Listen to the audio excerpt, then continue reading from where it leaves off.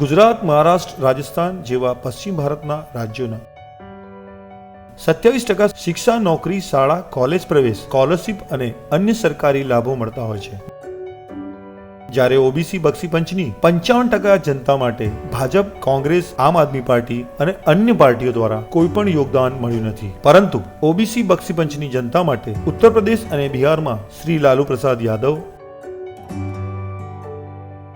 સ્વર્ગસ્થ શ્રી મુલાયમસિંહજી, શ્રી શરદ પવાર, શ્રી માન્યવર કાશીરામજી જેવા મહાનુભાવોએ પોતાનું જીવન સમર્પિત કર્યું છે. શ્રી મુલાયમસિંહજીની પુત્રવધુ શ્રીમતી ડિમ્પલ યાદવ અને બહેન શ્રી માયાવતીના જન્મદિવસનો આજ શુભ અવસર છે.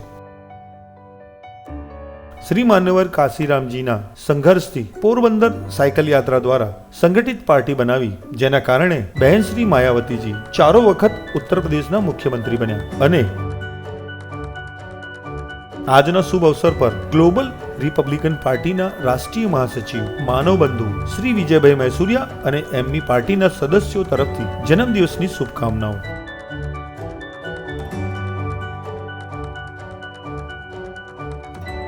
તથા વર્તમાન સમયમાં શ્રી અખિલેશ યાદવજી અને બહેન શ્રી માયાવતી ઉત્તર પ્રદેશની લોકસભામાં દિવ્ય સ્વરૂપમાં પોતાના વાવટા ફરકાવશે તેવી શુભેચ્છાઓ.